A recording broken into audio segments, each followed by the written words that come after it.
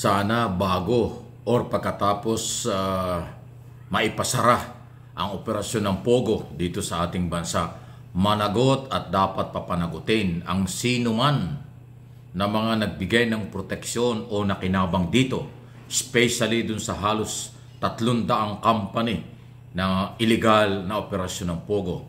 Ayon kasi sa Presidential Anti-Organized Crime Commission o PAOK, lumalabas na mas marami ang illegal kaysa legal. Kaya ko binabanggit na dapat bago masara o pagkatapos masara, ituloy ang investigasyon at kasuhan ng lahat. Dahil po, dalawa na sa economic manager ni Pangulong Marcos Jr. ang pumapabor ipatigil ang operasyon ng Pogo. Una nang sinabi ni Finance Secretary Rap Recto, okay? Hindi ganun kalaki ang nakukuhang pera ng gobyerno sa Pogo dahil mas marami nga illegal kaysa legal. Kaya dapat daw ipatigil na ito, stop na ito, pwede na. Yan din ang posisyon ni Secretary Balisacan, National Economic Development Authority, pangalawa sa Economic Manager ng Pangulo. Pwede na raw ipatigil ang operasyon ng Pogo. Marami raw pwedeng pagkunan ng pera ang gobyerno kumpara doon sa kinikita na maliit ng gobyerno sa operasyon ng Pogo, sa kabila naman na ang kapalit nito maraming krimen, kidnap or ransom, torture, at maraming perang nawawala at nakikinabang lang ay ang mga Chinese national, mga negosyanteng kanilang kasapakat dito sa Pilipinas. Kaya dahil dyan, ang aking pong paniniwala at dapat lang, tuloy ang investigasyon, pangalanan ng lahat, mga senador man ito, mga mayor o governor, hindi lang si Alice Goo at iba pang sangkot dito. Panagutin at kumpiskahin ang mga building, mga property na itinayo ng Chinese group na fake Pilipino o hindi naman lehitimong Pilipino pero nakapagtayo ng bilyon-bilyon piso o dollar na negosyong illegal dito sa Pilipinas na naging sanhi nga lang ng mataas na krimen. Halos sa investigasyon ng NBI, police at iba pa, mga Chinese national nasasangkot sa illegal activities na front ang operasyon ng sugal na Pogo.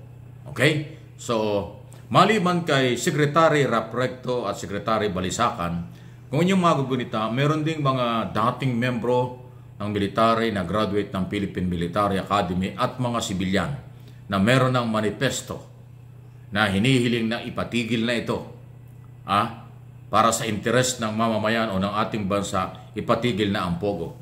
Dahil nga daw national security threat na itong mga ito.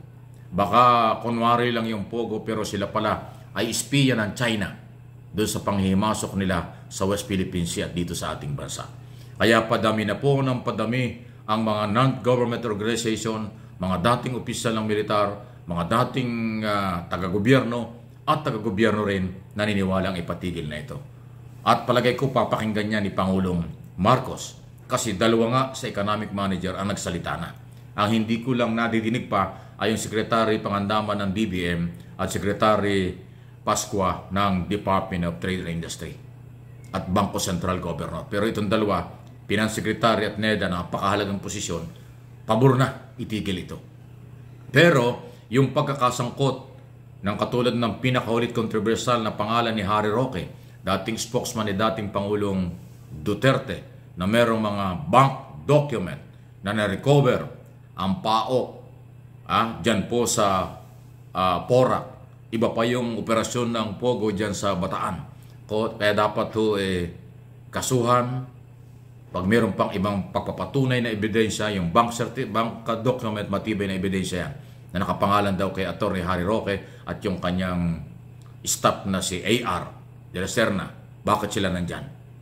Magkaanong perang involved dyan? Magkaanong kinita dyan? Lalo na kung mapatunayan naging abogado o kaalyado ng operator ng Pogo si Roque nung siya spokesman pa o halimbawa ay cabinet secretary, dahil yan ay conflict of interest. Kasi ang napag-uusapan ngayon mula July 2023 ayon kay Chairman and CEO ng PAGCOR na si Tenko, doon naglabi, doon lumapit, doon personal na nakipagkita sa kanya si Harry Roque at kasama yung kliyente. So, dapat panagutin yan. Panagutin. At yung mga property na pag-aari ng mga dayuhang ito, ng Pogo, dapat makumpiska at mapunta sa property ng Pilipinas. Iyan po ang dapat gawin. Okay? Any comment, reaction sa bagay na ito? Okay? Sunod na pag-usapan natin. Sandali, nabasa na ba rin yung parang si Senador Amy Marcos, kapatid ng ating Pangulong Marcos at hipag, tama ba? Ni First Lady. Hindi ko alam, naiinggit ba siya doon sa pakikipagkita ni Joshua at saka ni Bimbi? Si Bimbi, di ba? Tama ba? Bimbi, yung anak ni Chris Aquino, na controversial na kinumpirm ni Pangulong Marcos na pamangkin ni First Lady Lisa itong mga anak ni Chris Aquino. Dahil mayroon palang mga relasyon na malalim yung pamilyang Cuangco at saka pamilya ni First Lady. Ayun. So parang naiinggit yata si Amy Marcos kasi parang hindi yata kontento siya dun sa pakikipagkita ng anak ng artistang si Chris Aquino kahit nasa Amerika at may sakit ito at nagbigay pa ng regalo at napakainit ng pagtanggap ni First Lady doon sa dalawang sinasabing pamangkin. Talaga hindi pa tapos yan. Hahaba pa yan. Ako nga naniniwala na sabi ko na nga doon sa isang video ko, baka yan ang maging tulay ng reconciliation sa pagitan ng Aquino, Cuangco at mga Marcos through First Lady. Walang masama. Wala namang masama sa panahon po at dahil wala naman hong kinalaman ng second and third generation doon sa mga naging political issue between Aquino, Cuangco at Marcos. Di ba? So tama lang. Irespeto natin yung Chris Aquino at yung kanyang mga anak. Dahil mukhang naging masaya, napakaganda ng pagtanggap. Talaga palang malapit si First Lady dyan sa kanyang mga pamangkin. Yun ang sinasabi ni Pangulo. At tumulong na rin si First Lady sa kung anumang kailangan ni Chris Aquino para sa kanyang pagbabalik sa bansa matapos ang matagal-tagal din panahon siya ay nagpapagamot sa Estados Unidos. So, any comments sa isyong yan? Okay lang po.